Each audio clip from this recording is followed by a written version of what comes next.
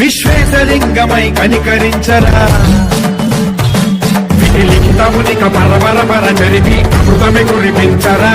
రామేశలింగమై మహిమ చూపరా పలు శుభములగని అభయముని లిఖితము సతతము అందించరా గ్రహణం నిధనం పాపరాకాళహస్తి